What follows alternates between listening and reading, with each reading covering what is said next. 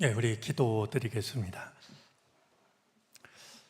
사람이 떡으로만 사는 것이 아니라 하나님의 말씀으로 살아야 한다 일러주신 주님, 그 말씀 기억하며 주님 앞에 왔으니 우리를 먹여 주옵소서. 은총을 베푸시사 우리에게 들을 귀를 주옵소서. 부족함을 가리시고 다만 주님만 말씀하시옵소서. 예수 그리스도의 이름으로 기도드립니다. 아멘. 대부분이 그렇지만 오늘 말씀은 더욱더 반쪽짜리 설교가 될 가능성이 큽니다. 우리가 말씀 앞에 설 때마다 말씀을 대하는 것 못지않게 우리에게 중요한 것은 말씀에 대한 실천일 것입니다. 오늘 말씀을 들으면서 이 말씀 앞에서 내가 해야 될 일은 무엇일까? 저는 그것을 여러분의 몫으로 좀 남겨드리고 싶습니다. 내 삶 속에서 이 말씀이 무엇을 요구하고 있는지 그런 마음으로 오늘 말씀을 나누었으면 좋겠습니다. 우리는 창세기를 통해서 에덴 동산이 어떤 곳인지, 또 그곳에서 어떤 일이 있었는지를 잘 알고 있습니다. 창세기의 앞부분인 2장으로부터 3장까지에는 에덴이라는 말이 모두 5번 나옵니다. 에덴 동산을 만드신 분이 하나님이시라고 하는 것, 강 하나가 에덴에서 흘러나와 동산을 적시고 그곳에서 4개의 강이 나누어 흘렀다라고 하는 것, 사람을 지으신 뒤에 지은 사람을 에덴에 두시고 그 에덴 동산을 맡기셨다라고 하는 것, 죄를 지은 아담과 하와를 에덴 동산에서 내쫓으셨다라고 하는 것, 그리고 쫓으신 뒤에는 그룹들을 세우시고 빙빙 도는 불칼을 두셔서 생명나무에 이르는 길을 막으셨다라고 하는 것, 이 모든 것들이 에덴 동산에 관한 창세기의 말씀입니다.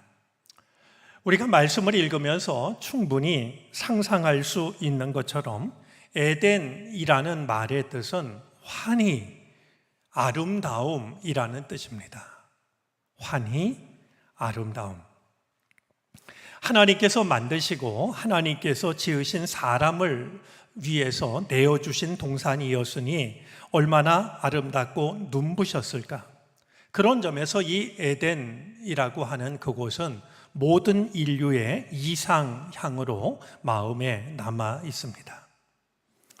이처럼 에덴 동산에 가득했던 기쁨과 아름다움의 균열을 내기 시작한 것은 뱀이었습니다. 뱀은 하나님이 만드신 모든 들짐승 중에서 가장 간교했는데, 이 간교하다라는 말은 긍정적으로 사용할 때는 슬기롭다라는 그런 뜻이지만 부정적으로 사용이 될 때는 간사하다, 교묘하다라는 뜻을 가지고 있습니다. 이 뱀의 간교함은 곳곳에서 드러납니다. 이 뱀이 어느 날 여자를 찾아와서 유혹을 합니다. 생각해 보셨는지 모르겠습니다만 왜 여자를 찾아왔을까요? 누구는 쉽게 대답합니다. 여자가 유혹에 약하기 때문이라고. 저는 이런 말을 들으면 여성분들이 좀 화를 낼 필요가 있다라고 생각을 하는데요. 창세기 2장에 보면 에덴 동산에서 지켜야 할 것을 하나님은 남자에게 일러 주셨습니다. 그런 다음에 여자를 창조하십니다. 자, 그렇다고 하는 것은 무엇을 말하는 것일까요? 하나님의 말씀을 들은 사람은 남자였고 다음에 여자를 만드셨다라고 하는 것은 이 하와가 이 에덴 동산에서 해야 될 것, 하지 말아야 될 것에 대해서 들은 것은 하나님이 아니라 남자였을 겁니다. 어쩌면 뱀으로 상징이 되는 이 사탄은 그 틈을 노렸던 것인지도 모릅니다. 우리들의 신앙이 스스로 서지 못하고 누군가에게 의존하다 보면 하와처럼 넘어지기가 쉽다라고 하는 사실을 우리는 기억해야 됩니다. 이 뱀이 여자에게 묻습니다. 하나님이 정말로 너희에게 동산 안에 있는 모든 나무의 열매를 먹지 말라고 말씀하셨느냐? 뱀의 말 중에서 정말로라는 말과 모든 나무라는 말은 교묘합니다. 하나님의 말씀에다가 내 생각을 보탤 여지를 만들고 있습니다. 먹지 말라고 하셨느냐라는 질문도 마찬가지입니다. 하나님께서는 2장 16절에 의하면 먹고 싶은 대로 먹으라라고 하셨습니다. 하나님은 이렇게 긍정형으로 말씀하셨는데 뱀이 하와에게 묻고 있는 것은 먹지 말라고 하셨느냐? 부정형으로 묻습니다. 같은 말이라도 달리 말하는 것, 말하는 방식에 따라서도 사람은 흔들릴 수 있고 넘어질 수 있다라고 하는 것을 뱀은 잘 알고 있었기 때문일 겁니다. 같은 말도 이렇게 하느냐 저렇게 하느냐에 따라서 사람의 마음이 약해질 수 있다라는 것을 알고 있었던 것이죠. 뱀의 교묘함에 하와는 어느새 애매해지기 시작합니다. 동산 한가운데 있는 나무의 열매는 먹지도 만지지도 말라고 하셨다라고 뱀에게 대답합니다. 하나님께서 하셨던 말씀은 먹어서는 안 된다라는 것이었는데 만져서도 안 된다라고 자기의 생각을 보태고 있습니다. 그 열매를 먹으면 죽을까 한다라고 말하고 있지만 하나님의 말씀은 단호하셨습니다. 먹는 날에는 반드시 죽는다가 하나님의 말씀이었습니다. 하나님의 말씀에 내 생각을 보태기도 하고 첨삭이죠. 그런가 하면 하나님 말씀의 엄중함을 내 생각을 따라서 완화시키기도 하고 있는 것이 하와의 모습입니다. 자, 그런 뒤에 뱀의 말을 들은 뒤에 바라보는 선악과는 탐스럽기 그지 없었습니다. 오늘 6절 말씀을 보면 보암직도 하고 먹음직도 하고 그것을 먹으면 뱀의 말처럼 지혜로워질 것처럼 탐스럽기도 한 나무로 보입니다. 결국 하와는 뱀의 말을 듣고 선악과를 따먹습니다. 그리고는 함께 있는 남편에게도 주었고 아담도 그것을 먹습니다. 죄의 무서운 속성 중에 하나는 그것을 가까운 사람들과 공유하려고 하는 것입니다. 혼자 죄를 짓는 것보단 같이 짓는 것이 훨씬 마음을 편안하게 하기 때문이죠. 생각해 보면 뱀의 말은 일부는 맞고 일부는 틀렸습니다. 모두가 틀린 것이 아니라고 하는 것을 슬쩍 알려주는 것, 그것이 사탄의 전략일지도 모릅니다. 선악과를 먹은 두 사람은 뱀의 말처럼 눈이 밝아졌습니다. 하지만 뱀이 약속했던 것처럼 하나님처럼 된 것은 결코 아니었습니다. 자기들이 벗은 몸인 것을 알고 무화과 잎을 엮고 앞을 가립니다. 죄를 짓기 전에는 벌거벗은 것이 전혀 부끄럽지 않았습니다. 우리 2장 25절 말씀을 보면은요, 남자와 그 아내가 둘 다 벌거벗고 있었으나 부끄러워하지 않았다. 어떤 것으로도 자기 자신을 가리거나 감추지 않아도 부끄럽지 않은 순전한 사이였습니다. 그런데 눈이 밝아지고 나자 벌거벗은 것이 부끄러운 것이 되고 맙니다. 더 큰 문제가 있었습니다. 뱀은 선악과를 먹으면 하나님처럼 될 것이라고 유혹했지만 전혀 그렇지가 않았습니다. 선악과를 먹은 아담과 하와는 오히려 하나님의 낯을 피해 동산 나무 사이에 숨고 맙니다. 하나님과 같아진 것이 아니라 하나님과 단절이 되었고 분리가 되고 하나님으로부터 도피하게 된 것입니다. 나무 사이에 숨어 있는 아담과 하와를 하나님이 찾아오십니다. 동산을 만드신 하나님 앞에서 나무 사이에 숨는다고 숨어서 하나님을 피할 수 있다라고 생각했던 두 사람의 생각을 하나님은 단번에 뛰어넘으십니다. 왜 이런 일이 벌어졌는지 자초지종을 물으시는데 하나님의 질문에 아담이 대답을 합니다. 12절입니다. 하나님이 저에게 주신 여자가 그 나무의 열매를 주어서 제가 그것을 먹었습니다. 잘못을 인정해야 될 때인데 그 잘못을 누군가에게 돌리고 있습니다. 사실 이 아담의 말이 마음 아프게 다가오는 것은 하나님께서 처음 하와를 지은 뒤에 아담에게 데려왔을 때 아담은 이렇게 말했기 때문입니다. 2장 23절인데요. 이제야 나타났구나 이 사람. 뼈도 나의 뼈, 살도 나의 살. 정말 지극한 사랑을 고백했던 이 하와를 두고서 저 사람 때문에 내가 열매를 먹었다라고 자기의 잘못에 대한 책임을 돌리고 있었던 겁니다. 성경은 아담의 대답을 두고서 핑계라고 단정을 합니다.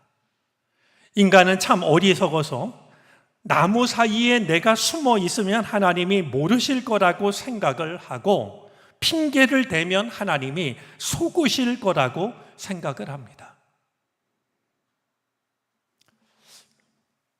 기억하시지 않을까 싶은데요. 어떤 아이가 학교에 지각을 합니다. 선생님이 야단을 치면서 왜 늦었냐고 물었죠. 그러자 이 아이가 대답합니다. 오다가 강도를 만났다는 겁니다. 깜짝 놀란 선생님이 뭘 뺏겼냐고 묻자 이 아이가 천연덕스럽게 대답을 합니다. 숙제를 뺏겼다고 말이죠. 여러분이 선생님이라면 그 아이의 말이 믿어지시겠습니까? 이 녀석은 지금 지각도 했고 숙제도 하지 않은 것을 교묘하게 핑계로 돌리고 있는 것이죠. 성경을 읽지 않거나 기도를 하지 않거나 예배에 참석하지 않으면, 그래서 내 눈에 하나님이 보이지 않으면 하나님으로부터 숨을 수 있다라고 생각하는 것은 인간이 보이고 있는 전형적인 어리석음입니다. 그럴듯한 핑계거리를 삼으면 하나님도 설득할 수 있다고 생각하기도 합니다. 이것은 최초의 인간이 썼던 방법으로 하나님께는 아무런 소용이 없다라고 하는 것이 드러났으니 우리가 더 이상 그런 생각을 해서는 안 될 일이 될 것입니다.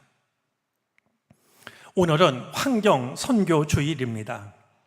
환경의 소중함을 깨닫고 그것을 지키기 위해 결단하는 날입니다. 사실 이 환경 문제는 이미 너무 늦은 것이 아닐까 싶을 만큼 심각합니다. 지구가 큰 몸살을 앓고 있고 과연 이 땅에서 인간이 살 수 있는 존재인지를, 이 땅의 주인인지를 우리에게 묻고 있습니다. 기후 변화는 어느새 기후 위기가 되었고 기후 위기는 어느새 기후 재앙으로 마치 폭주하는 기차처럼 우리에게 다가오고 있습니다. 지구는 점점 뜨거워지고 있습니다. 빙하는 빠른 속도로 녹아내리고 있습니다. 해수면은 점점 높아지고 있어서 물에 잠길 나라가 적지가 않다라고 예측을 합니다. 바닷물의 온도도 점점 높아지고 있습니다. 지구 한쪽 편에서는 폭염과 가뭄과 물 부족으로 아우성인데 한쪽에서는 유례 없는 홍수로 목숨과 삶의 터전을 한순간에 잃어버리기도 합니다. 느닷없이 야구공만한 우박이 떨어지기도 하고 한 동네를 쑥대밭으로 만드는 토네이도의 발생 빈도는 점점 범위를 넓혀가고 있고 빈도수는 높아지고 있습니다. 한 자료에 의하면 지난 한 해에만 우리 한반도에서 꿀벌 130억 마리가 사라졌다라고 그럽니다. 130억 마리입니다. 꿀벌이 사라지면 꿀값이 오르는 이런 단순한 문제가 아닙니다. 아인슈타인은 이렇게 말했습니다.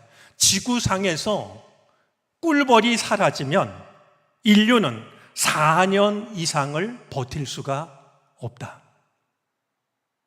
여러분, 이게 과장으로 여겨질지도 모릅니다. 그러나 저는 매우 실제적으로 여겨집니다. 꿀벌이 없어지면 식물의 수분을 맡을 존재가 사라집니다. 그러면 온 인류는 식량 기갈에 이르게 되고 먹을 것이 떨어지면 아마 서로를 공격하게 될 것이고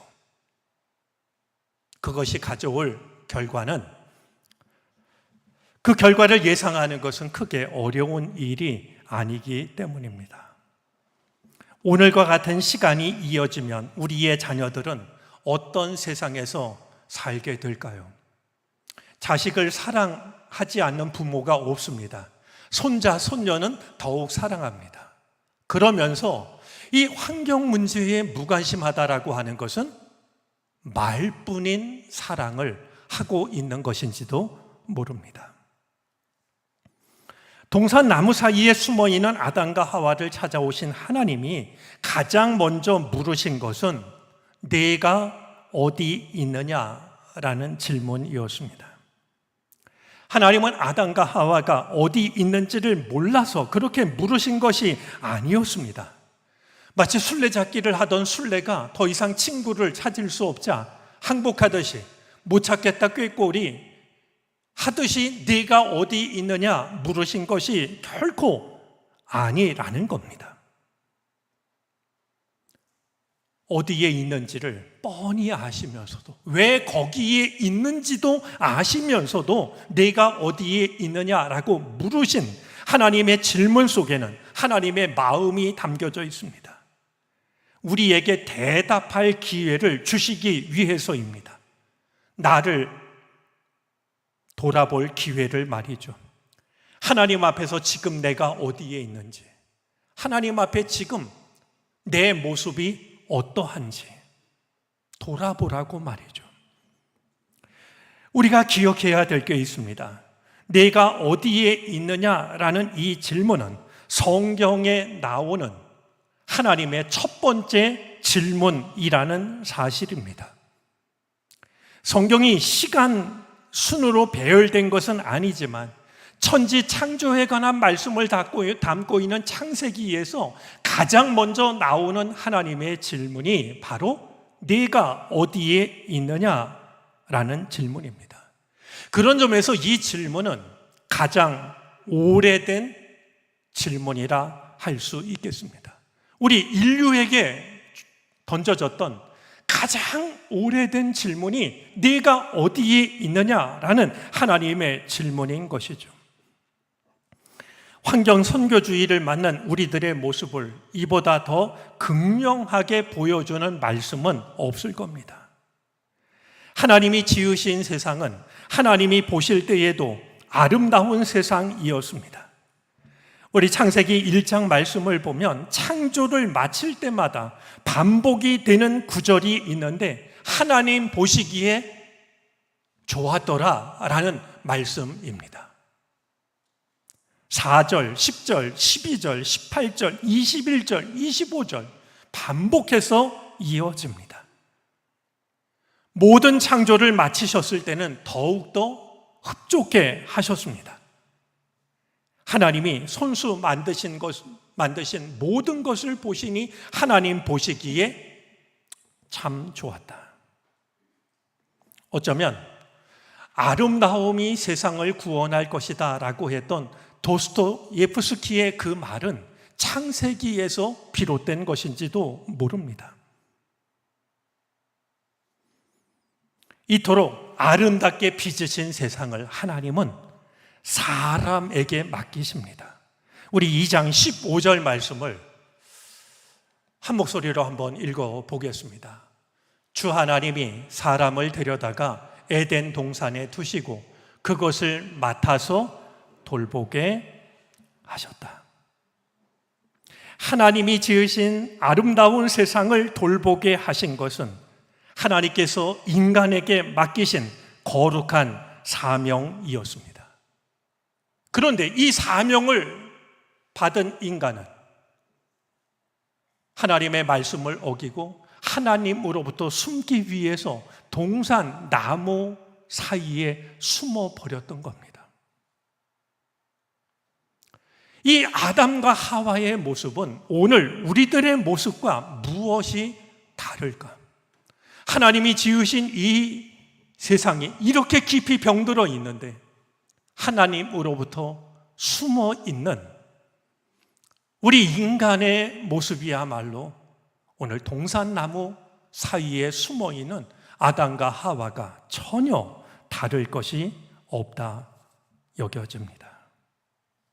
내가 어디에 있느냐라는 질문은 가장 오래된 질문이자 가장 오랫동안 이어져 온 질문으로서 지금도 하나님께서 우리에게 묻고 계시는 생생한 질문이기도 합니다. 로마 사람들은 편지를 쓸 때 이런 말로 시작을 했습니다. 시 발레스 베네 벨레오라는 말인데요, 당신이 평안하면 저도 평안합니다. 참 좋은 인사라고 여겨집니다. 최승호 시인이 쓴 몸이라는 시가 있습니다. 끙끙 앓는 하나님, 누구보다도 당신이 불쌍합니다. 우리가 암 덩어리가 아니어야 당신 몸이 거뜬할 텐데 피둥피둥 회충대처럼 불어나며 이리저리 힘차게 회오리치는 온몸이 혓바닥뿐인 벌건 욕망들. 우리가 암덩어리가 아니어야 당신이 평안할 텐데. 끙끙 앓는 하나님, 누구보다도 당신이 불쌍합니다. 로마 사람들의 인사말에 따르자면 우리가 평안해야 하나님도 평안하십니다. 하나님이 맡기신 이 땅이 아름다울 때 하나님의 마음이 평안해지실 것입니다. 내가 만들고 내가 만든 그리고 내가 만들고 내가 흡족해 했던 세상이 이렇게 신음하며 탄식하고 있는데 너는 지금 어디에 있느냐? 주님의 탄식 어린 질문 앞에서 올바로 대답하는 이 땅의 교회들과 모든 그리스도인들이 되어졌으면 좋겠습니다. 제가 나누는 말씀이 반쪽이란 말씀을 드렸던 이유는 여기에 있습니다. 환경 선교주일 그것에 관한 말씀을 들은 것으로 그치는 것이 아니라 하나님이 지으신 세상을 망가뜨리지 않기 위해서 내가 할 수 있는 일이 무엇일까? 그것을 고민하는 그 첫 시작이 오늘 이 말씀이 되어지기를 바라는 마음 때문입니다. 우리들의 작은 결단으로부터 하나님이 지으신 이 아름다운 세상이 아름다움을 회복할 수 있게 되기를 바랍니다. 기도하겠습니다.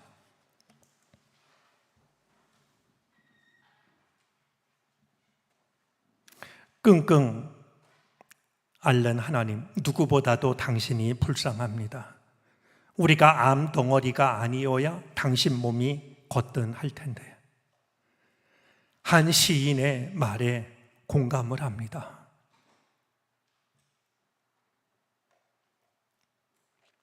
하나님께서 흡족해 하셨던 세상, 이렇게 병들어가고 있사오니 하나님의 사람으로 살아가는 우리로부터 이 일이 멈춰지게 하여 주시고 아름다움을 회복하는 일들이 시작되게 해 주옵소서. 예수 그리스도의 이름으로 기도를 드립니다.